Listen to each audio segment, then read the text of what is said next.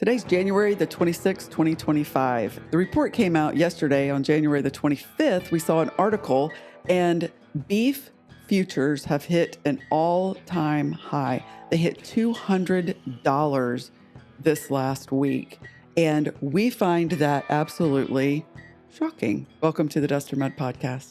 I'm Rich. And I'm Shelley. On the Dustermud podcast, we like to talk about food, freedom, and farming. Today, we're really mixing, I think, all three of those together in a nice little, ground beef package. Right? Yeah, we're going to talk about the farming aspect of the beef, and then we want to cover what that's going to do to our food and our food prices. And whenever you start talking about prices of things, it really hits the wallet, and that might affect our freedom. Yeah, and so we've already seen how supply chains definitely affect our freedom. So yeah, I think we'll be hitting on all three today. Yeah. So whenever you saw the article, we were looking at it. What was your initial gut reaction to that information of it being so high right now? Yeah, for me it was okay. Beef is already high, and we're getting indications that it's now higher. I don't know.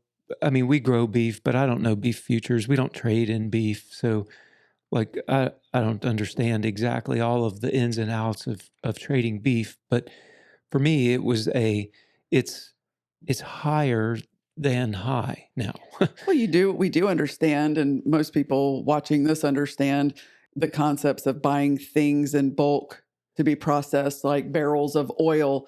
Our gasoline is typically, it fluctuates up and down based on the price of oil by the barrel. And so when you hear that a barrel of oil is $100 a barrel, we know, oh no, it's going to get high. That's definitely more than 50. Right. Whenever it's lower, we know that our fuel is going to be lower. So we can surmise that while we don't know all the details and ins and outs of beef futures, how the packers, the feedlots, and the large ranchers really do business, it doesn't really matter. The fact is, it's up. Yeah, the markets themselves hit 200, and then that drove the futures markets for February and April also above 200.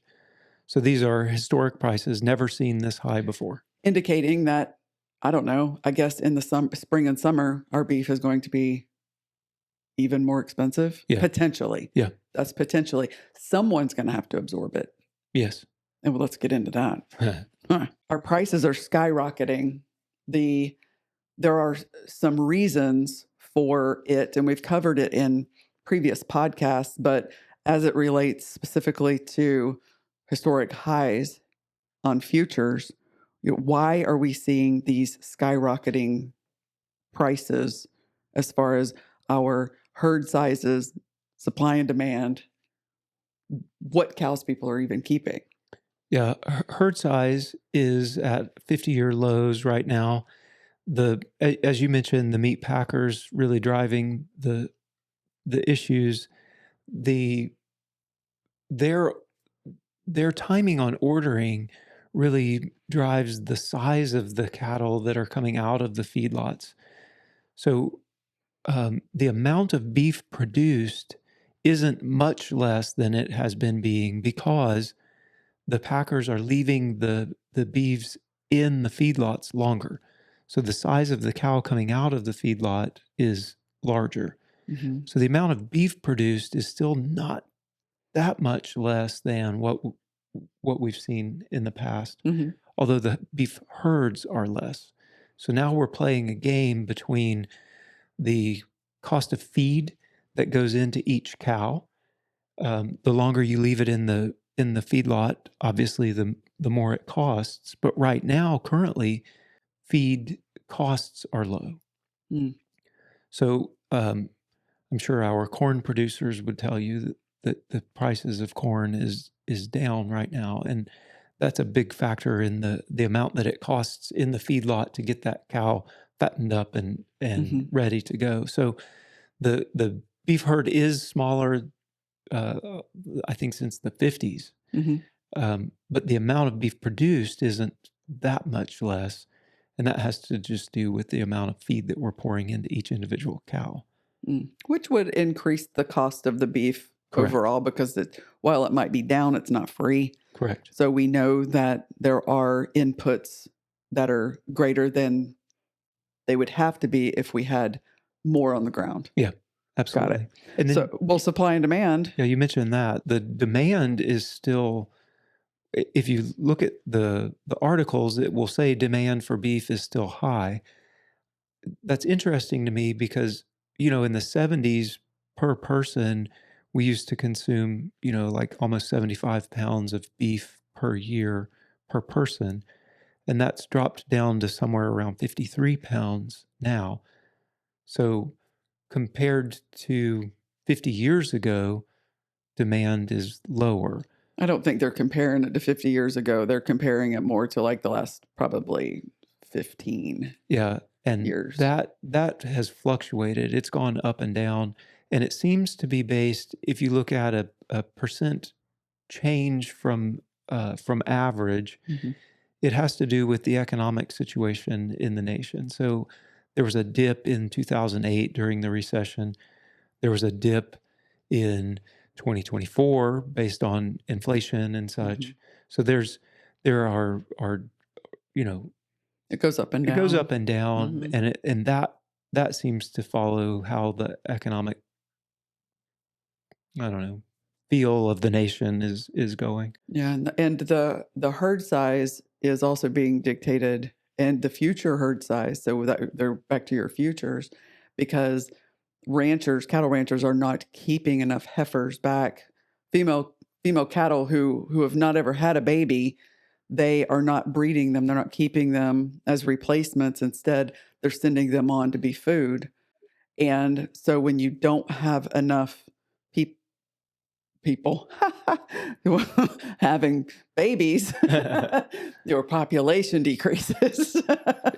But that would be an entirely other podcast. Right. So they're looking for a number of heifers to be held as replacements. And because each year cows age out. Sure. And as this cow ages out, a heifer has to come in to replace that cow. And right. And a percentage of the heifers they look for to go to the feedlots. That's how populations work. Yeah, I'm saying it's not all heifers. Okay. So no one is looking. Ones. No one is looking for 100% heifer replacement. No. And the numbers really, at 43%, it's low, but at 45%, that's good. So like it's a percentage point or two that they're using to make these decisions on. Is the national herd growing or shrinking? But the downstream effect, it's years downstream. That it's really going to affect, because it takes a while for cattle to reproduce and to become of reproduction age. And the number of replacement heifers has been less than what we need for a few years now. And like the last time we talked about this, it was, the number of replacement heifers is low. Farmers need to start keeping more to be able to at least even stabilize the national herd. And coming into now 2025, the number of replacement heifers is still low. So that you're stretching it out even the more trend years. has not swung yet back to rebuilding the national herd. And they're doing this. The large guys are doing this because of the amount of money they can make off of that heifer now versus keeping her back, because the prices are just good. Because we've got historically high prices. So it's really awesome for the cow-calf pair operations, and for anybody who's holding and feeding cows. It's a really good time to be putting them through the packing plants versus keeping them on your land. And right. And there have been like natural disasters. There's been droughts. There's been hurricanes. There have been a lot of things there. Yep. And we are dealing with an aging and getting older population of farmers that are getting out.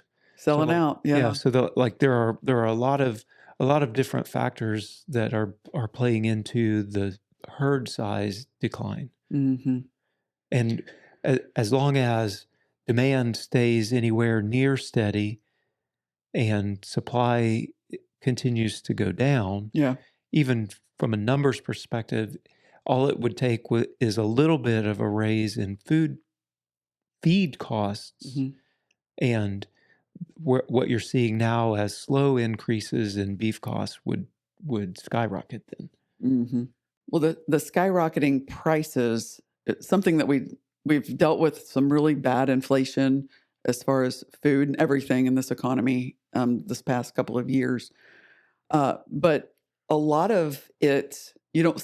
There are a lot of products you don't see big skyrockets going up, and a lot of that I think is because of there are hidden costs in our food, especially in the industrial model, where things aren't they're not tangible, they're not seen, the cost of producing that food, because we're paid, or farmers are paid, it's paid on the back end rather than on necessarily at the grocery when you're paying for the grocery item.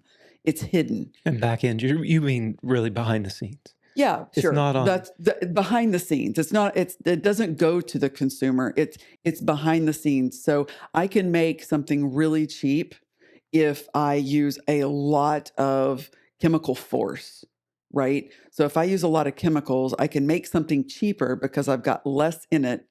I can fertilize it and I can chemicalize it to grow the thing, and that's great because I can make a lot of it and it's going to be really less expensive for the consumer down the road. But where are those chemicals going? Well, that's behind the scene cost that most of us as consumers, that we don't see that, right? So in the industrial model, because it is so factoryized, because it is a factory model, and it is government subsidized, we do not feel it as bad when we're checking out at the grocery store. Yeah, I think you've lumped a couple of different ones together there. So the government subsidies, I believe, is definitely one thing. That price is being paid in tax dollars or debt So it's to the hidden. nation, right? Like, so it's hidden from the price tag because depending on what you believe about the economy of the United States, it's either being paid for by the government taking out debt, or it's being paid for on the backs of the taxpayers, Okay. right? Like Yep. however you want to look at that. Yep. So that is a cost, but it's not on the price tag. It's a cost somewhere else. Mm-hmm. Either like prepaid. Right, either in debt or taxes, Mm-hmm. however you want to look at that. And Mm-hmm. then the environmental cost Mm-hmm. was the thing that you're talking about with the chemicals. I think chemicals have two different factors. One is environmental cost, and one is just it's cheaper. Even with the cost of chemicals, it's cheaper to grow with them than without them. Mm-hmm. So the environmental cost of using the chemicals equals the dead zone that everybody likes to talk about in the Gulf of Mexico, that is due to the runoff of all of these chemicals making their way Well, some into people might the not Gulf know of about Mexico. that dead zone. I know a lot of the people that we listen to talk about the dead zone, but if you didn't know, there is a dead zone in the Gulf of Mexico that is just beneath the Mississippi River and the Delta along that line, where there's so much farming going on near in the Delta and in those regions of our country. And a lot of chemicals get sprayed on that land. And as it rains and all of the runoff, it all goes out, ultimately ends up in the Gulf of Mexico. And now you have an entire swath the size of a small state that it can grow anything. Yeah, it's measured by the amount of oxygen that's available for Things to live. fish, things to live. So the amount of oxygen is less than what's required to sustain sea life. And the fact that that's just kind of, I mean, it's not okay, but like nobody talk it. Why is that okay? Yeah, it's Why? another one of those behind the scenes costs. So the food is cheaper because of the chemicals that are used to produce it, but the cost is still there. It's just not on the price tag of the food.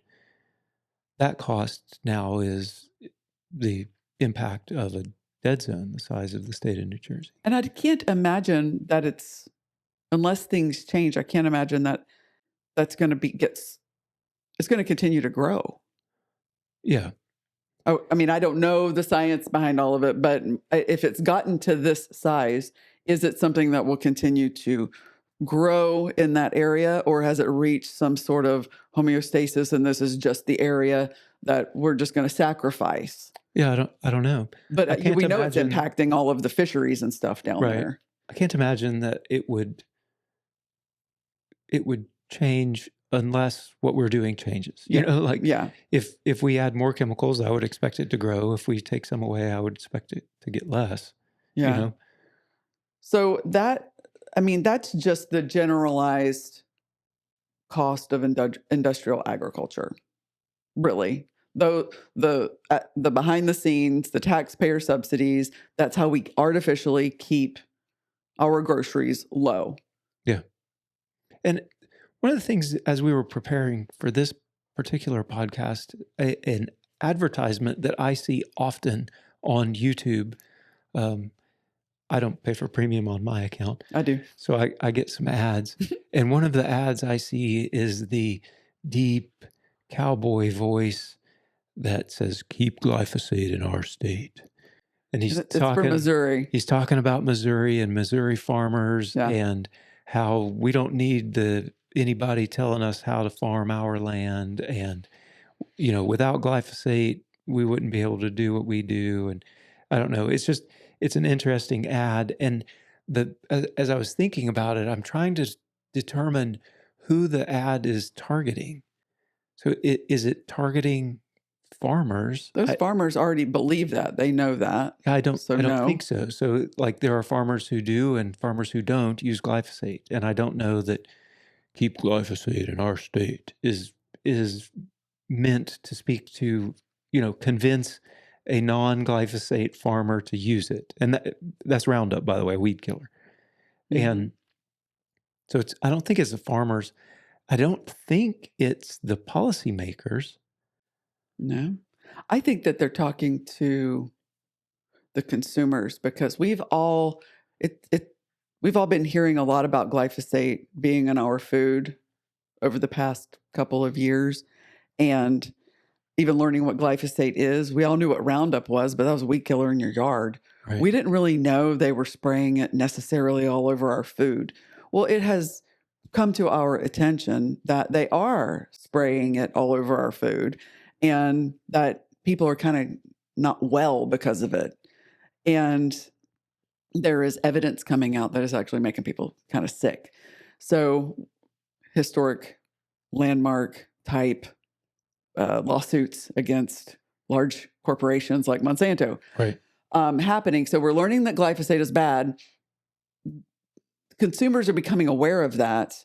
And so the deep cowboy voice coming on the radio, I think, is talking to the consumer. Like, we need keep glyphosate in our state. Like, don't ban it because we're trying to grow your food. Well, it's playing to the freedom-minded independence consumer, libertarian type person. The don't tell me what to do. And so I get that. I'm okay. And if we decide that we, you know, the big we, if we decide that cost should not be determined by the policymakers, right? Okay. So if we say that the lawmakers should not determine whether or not the environmental cost is worth it, then it comes down to the consumers to whom I believe this ad is talking. Mm-hmm. So that means as a consumer, if you say, I am unwilling to have that cost, that environmental impact cost of the use of something like a chemical like Roundup, or even chemical fertilizers. A lot of the oxygen is being depleted because of the amount of nitrogen that gets into the water. You get algae blooms, that off goes the oxygen. Like, so it's not just Roundup, it's chemicals in general. But I think the consumer can make that decision. I actually don't want food that has had glyphosate, so I'm not buying it. And then an informed consumer demand for change. Now you can start doing things. Right. But but that requires a continued informed consumer that is willing to say, I'm unwilling. It is more important to me to pay the cost at the price tag on the sticker of the food item. Mm-hmm. I would rather pay it there than paying it with a dead zone. But the majority of consumers aren't really environmentalists. But they do eat food. Yeah. And it is affecting their health. Yes. So could we also even come at it from the health perspective? Oh, yeah. That really hits home. We all do eat. Okay, never mind the dead zone. I'm not an environmentalist. I don't, I care about things overall. I'm speaking in general terms. I don't want the dead zone there personally. But some people may not look, I'm not an environmentalist. I just, just do my job and come home and we live my life with my family. Yeah. But back, your family, it's in the food that we're feeding our kids. It's in the food that we're feeding ourselves and our health and well-being. Like if we could put that out there. Yeah. This is really making you sick. Right. Do you really want to continue to consume it? Yeah, there's a cost there for sure. Yeah. Then you get into the healthcare problems. Right. And the metabolic dysfunction going on in the world. Another podcast. Right. But you know what? That happens because it's all interconnected. The food that we produce under the policies that are in place affect each and every one of us because we eat food. And the food that we eat determines our health. There's where you lost everybody. Why? Not our people. Not our everybody's. No. But the majority, you lost them right there, because we are all led to believe that a calorie is a calorie. It doesn't matter. Food isn't medicine. Food, it's just like gasoline. You just put it in and your body runs. It doesn't matter what it is. Right. Right. So like, I think that, again, an informed consumer, you have to go all the way back to food does matter. The quality of food matters. The makeup of the food matters. Right. A calorie of Coke is not equal to a calorie of ground beef. Like, they are going to do different things for your body. Mm-hmm. But that is different than a calorie is just a calorie. Right. We need 2,000 calories a day. You do it in moderation and you'll be fine. Right. So I think you've that assumption there, that food being something that drives metabolic health is not currently mainstream. I think people are mainstream, I believe, is coming to the point of something's wrong. Mm-hmm. And it seems that the answer that's being picked is we're just eating too much. I can give myself a shot that will control my appetite, and then that will fix that will fix it. So I don't know that even I don't think we're getting to food equals health or sickness. I'm not sure we're there. Okay. Well, the food that is cheap is subsidized by whether you want to say government debt or the taxpayers, you pick. if we make the subsidies go away, Hmm. if the subsidies were not there, How far are you going to take that? well, if the subsidies were not there, Like the subsidies going to the farmers or farmland, or subsidies like SNAP and EBT well, and food, it's all interconnected. well, the government is paying for it on both sides there. They're paying for it coming in and going out, Right. and the multinational big food corporations are reaping the profits and benefits from it, And the large farms. and the large farms and the healthcare system. Yes. So So we preach local. We but preach if we local. did away, you posed a question. Okay, what if we did away with What it? if we did away with the Things are going to subsidies? get real expensive for people real fast. I believe that you will at least begin to see the true cost of food. Because it's hidden, it would put it right in our faces of what it really costs to create the food. And if you get rid of the subsidies with any kind of policy changes that include regenerative, like we need everybody to move towards regenerative farming, Right. sustainable farming, holistic approach, however you want to say it. Mm-hmm. Okay, we're moving there as a nation. So if you say, because we like to think that way, like we grow our food this way, but can you feed the nation? Not from our farm. No.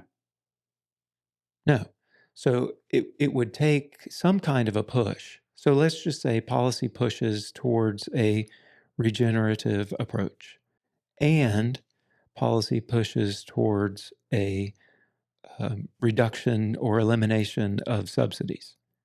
Okay. Wow. Now you're talking about, you're going to see the actual cost of food. Everybody is going to see the actual cost of food, not just the people who say, I want to buy good food. There are people today, I believe, that are seeing the actual cost of food, but not on a large scale. So we preach local, regenerative over commodity industrial. And a lot of people would say, yeah, I'm in, but I can't afford it. Yeah. How do we make that switch?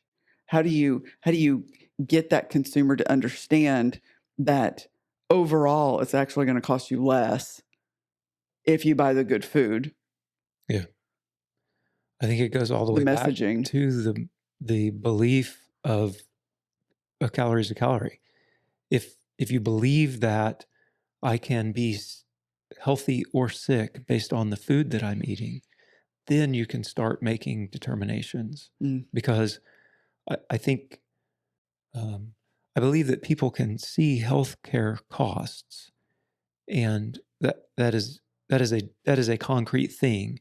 And if you can begin to tie that to food, then I think you start to say, hang on a minute, if I buy ground beef instead of a Twinkie, I'll pay a little bit more for the ground beef, but I don't have to pay for all of these medications and doctor's visits. And I agree with you I agree with you about that, but I would add that the costs of healthcare are also hidden from people because we have insurance companies and healthcare industry that is, the numbers are so astronomical that many of us don't even see it, whether it's your private insurance or government insurance, whatever it is. We don't see the whole bill on things. Some people are getting their weight loss drugs that you were talking about for very inexpensive, or if not free. And a lot of their other metabolic help medications are also very little cost to them. And so if the food is very little cost and the healthcare is very little, the medicine is very little cost, and we don't know what it's really costing anyone in the environment in this country to just to survive. Like, we don't know really. But here's the thing. The fact is, someone's having to pay for it. Our country is 30 something trillion dollars. I don't know what the current number is right now. 30 something trillion dollars in debt. It would be different by the time anybody watched this anyway. For sure. And going up. The financial situation in like all of the sectors is ridiculous. And so someone's paying for it. Might not be us, but someone is. And so back to the beef, it's going to go up. We're going to have to pay for it one way or the other. If you want to eat beef, it's going to be expensive. Do people just quit eating it?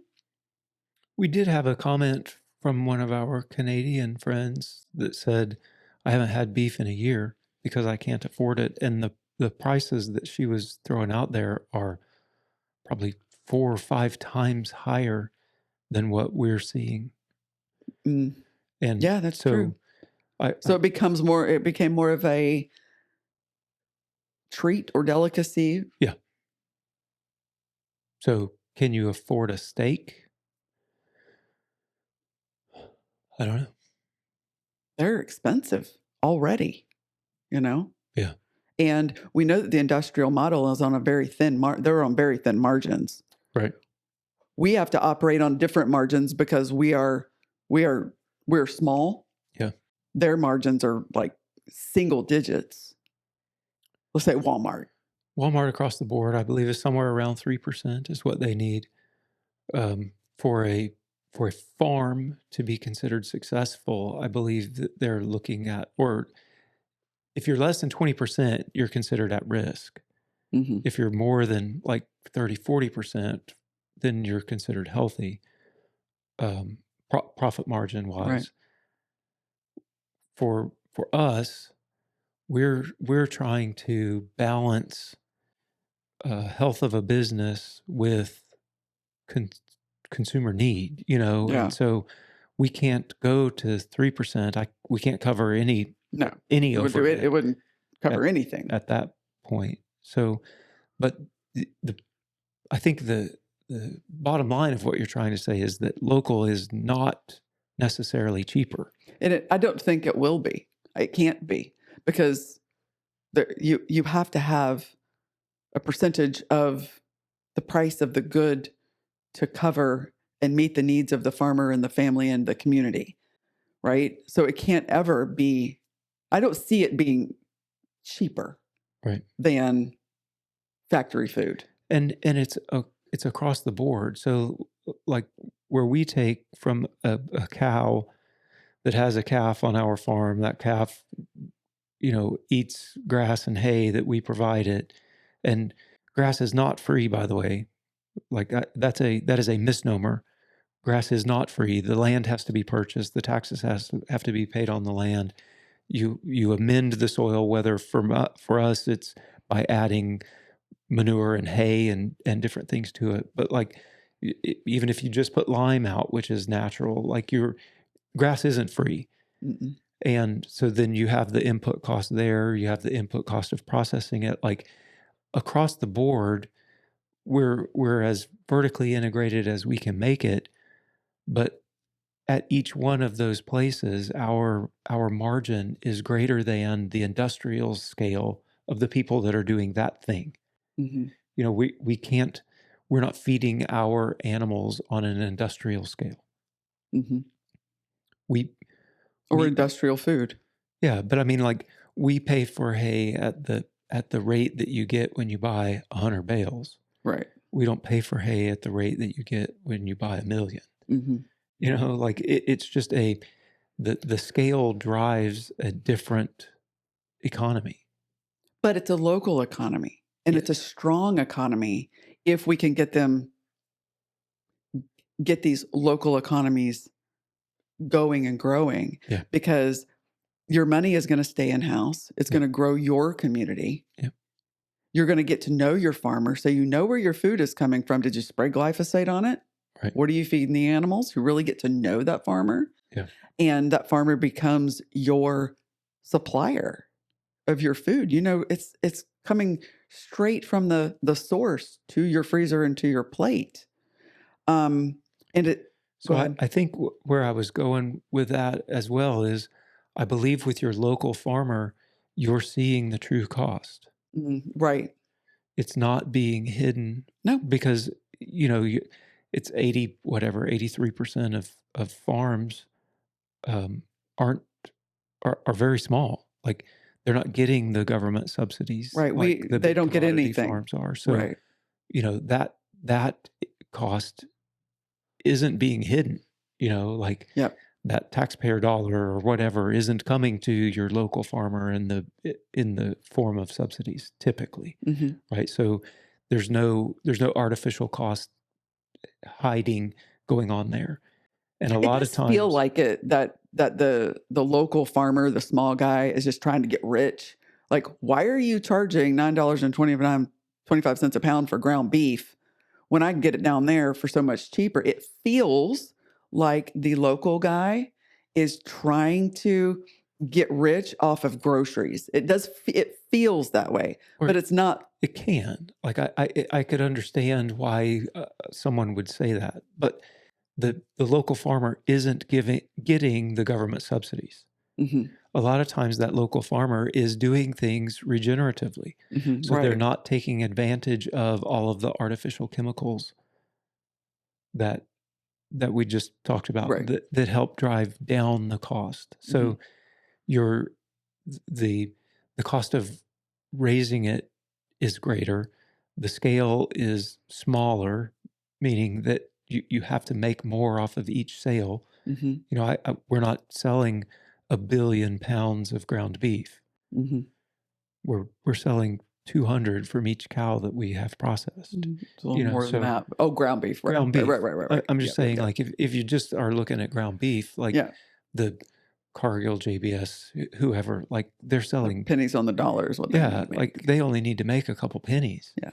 Where we need to make dollars Mhm. per sale in order to keep the business going. Yeah. You just don't have that there. So I think Mhm. that when you're buying local, you're getting much closer to the actual true cost of food. And you're all the way at your source. So the benefit or another benefit would be that you're creating a thriving community and food resilience in your area. The supply chain is very short. Yeah. We talk about this a lot. Keep the supply chain short so that when we come across situations, and we may very well again in the future, like we did 5 years ago, and you can't get it. So if your supply chain is short and you are thriving in your local community with your local sources, you're probably still going to have some food. Yeah.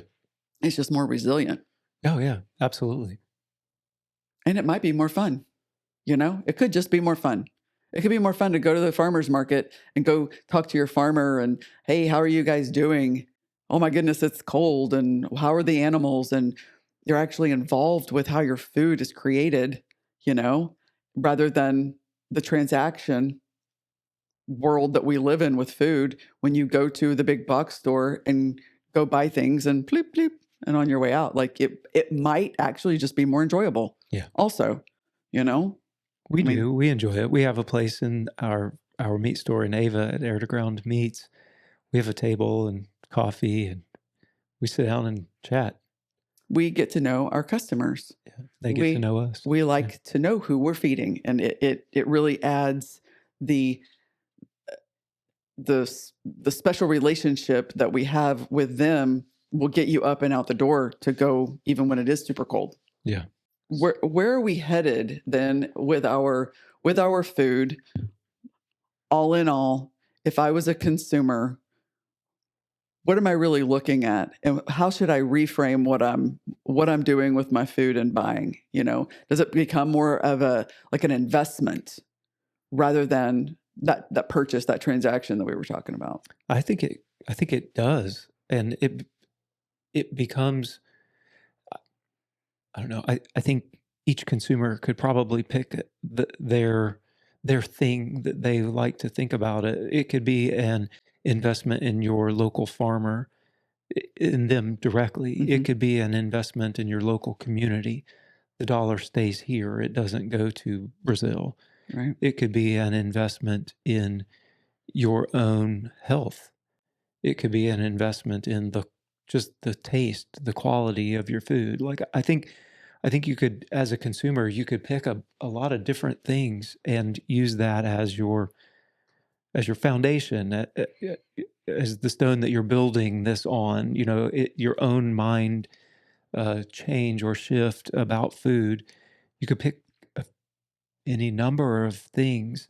It could be, I want to find somebody that is doing things environmentally the way that I would like them to be done, that isn't contributing to a dead zone. Right. But there are a lot of different factors, but again, the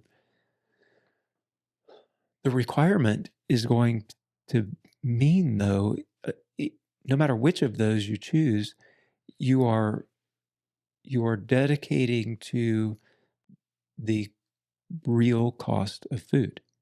Right. And these cattle prices being so high and the things going on within our food system is symptom of the problem. These are symptoms of a very large problem within our food industry. And I think that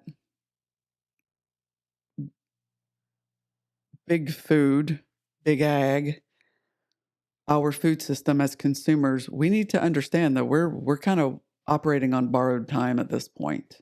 Yeah, you often hear what's the tipping point, Hmm. and I think I really don't know. I don't know which is going to tip first. Is it going to be a health crisis? Is it going to be an environmental crisis? Is it going to be the food crisis? Like Right. which one would be the tipping point that changes everything? I don't know. I'm not sure which one happens first. I believe that right now there's a lot of talk about the health crisis. So Hmm. it might be that the metabolic health of our nation drives some of the other changes. If you made me say, what's going to drive change, Hmm. the the tea leaves to me would say health, and maybe we start to view metabolic health as originating with food instead of as originating with genetics or whatever Yeah. else they think. Well, like the environmental stuff going on, like, okay, we can see it, the degradation, the desertification, the big long words, the topsoil erosion. There's a lot going on there, but maybe you're right. Maybe our health, the metabolic situation in this country, spreading globally, is the canary in the coal mine Yeah. of what we've been doing is not sustainable on for humanity. Right. For actual humanity, this isn't sustainable. Right. And we just all need to understand that change is going to come. Do we have a choice in how it arrives? Can we make the changes without having some just, you know, catastrophic type ordeals? Can we make changes incrementally so that we can absorb them as humanity? Hmm. I don't know. It's getting pretty bad. I don't know. I mean, We I don't. we kind of need to hurry Yeah. a little bit. Yeah. There aren't a whole lot of people that would argue against us being in a health crisis. No. Right. So I Right. mean, like it's happening. Hmm. So we got to do something. So we're doing what we can do. Do what you can do, and find food that maybe hasn't been sprayed with glyphosate.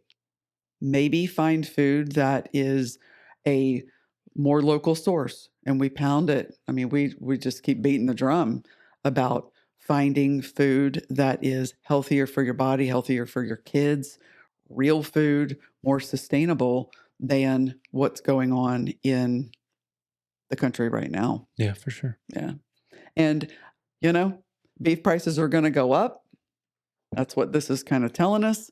And we'll just hang on for the ride and kind of see what happens. Yeah, with really no end in sight. No, not at all. Well, thanks for hanging out with us again on the Dustermud podcast. If you enjoy these podcasts, make sure to hit the subscribe button.